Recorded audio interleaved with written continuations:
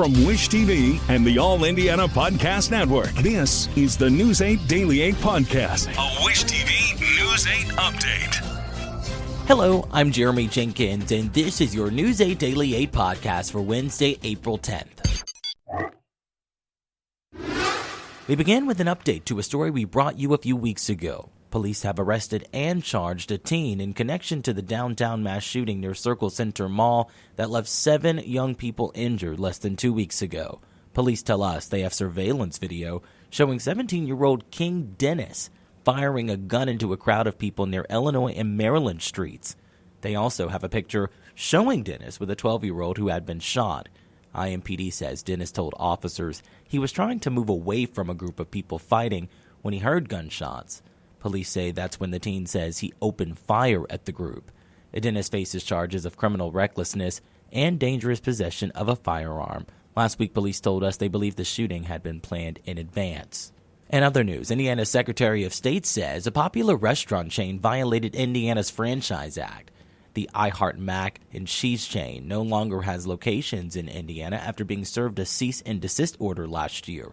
The Indiana Securities Division says the restaurant's parent company gave franchise owners a false idea of what it costs to open a restaurant. The state also says some franchisees received little support from the company and were threatened with lawsuits. According to its website, the chain still has multiple locations throughout the country. On to a big national story. The parents of a Michigan school shooter have been sentenced to 15 years in prison. Ethan Crumbly killed 4 Oxford High School students and injured 6 others and a teacher back in 2021. The gun he used in the attack was gifted to him by his parents, James and Jennifer Crumbly. They were found guilty of involuntary manslaughter. It's the first time parents have been held accountable for a school shooting committed by their child. Just take a listen as family of the victim spoke directly to the Crumbleys ahead of their sentencing. The blood of our children is on your hands too.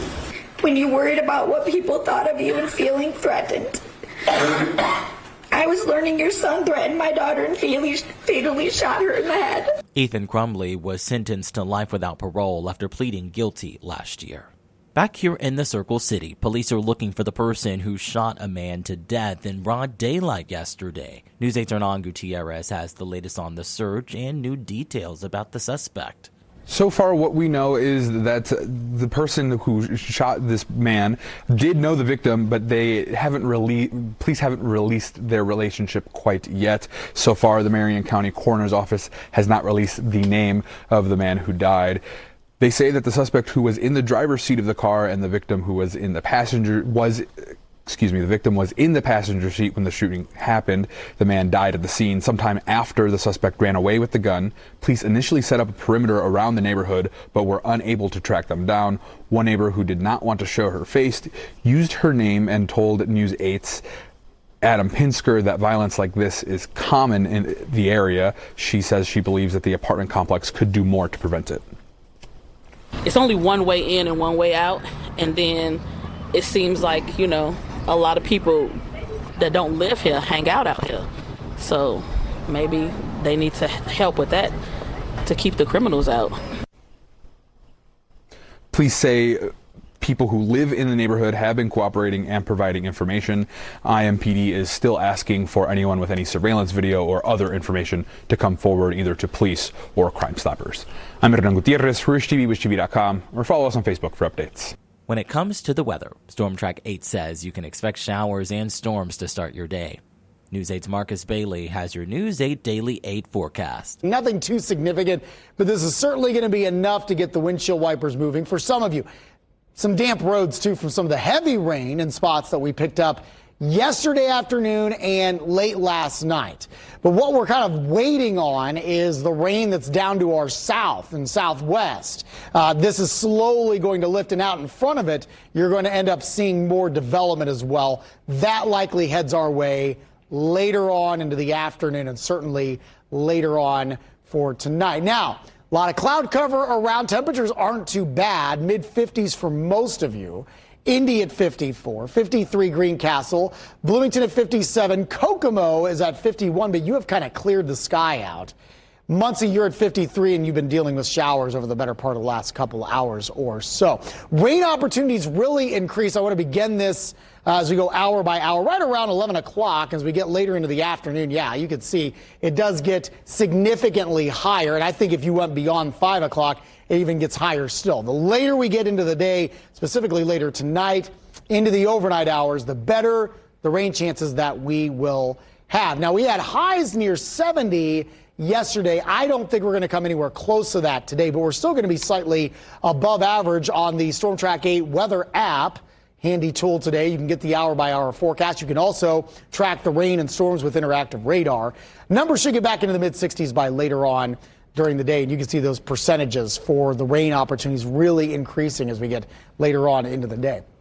Coming up, we're going to time out the rain chance because I think we really start to kind of ramp it up overnight leading into Thursday. There could be a few gusty storms tomorrow as well. We'll talk about that. We're also looking really nice as we head into the weekend. We'll time it all out in my Storm Track 8 forecast in just a few minutes. To get a peek at the full forecast, just head over to wishtv.com, or you can download the Wish TV Storm Track 8 app. And don't forget to check out our Storm Track 8 weather blogs.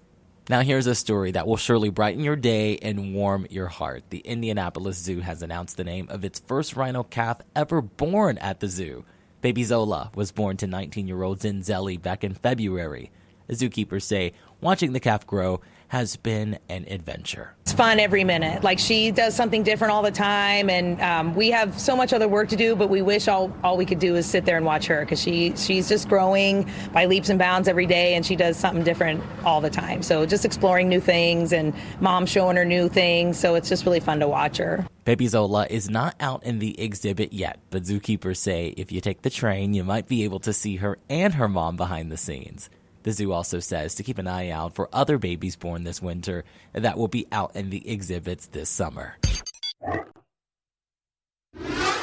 This has been your News 8 Daily 8 podcast for Wednesday, April 10th. I'm Jeremy Jenkins for Wish TV, wishtv.com, or follow us on Facebook for updates. This is the News 8 Daily 8 podcast, a Wish TV News 8 update on demand. For even more, on demand and on the go, connect with Wish TV on Facebook at wishtv.com and on the free Wish TV mobile app. Thank you for listening, and be sure to like, subscribe, and follow this podcast for updates every weekday morning on the All Indiana Podcast Network and wherever you get your podcast.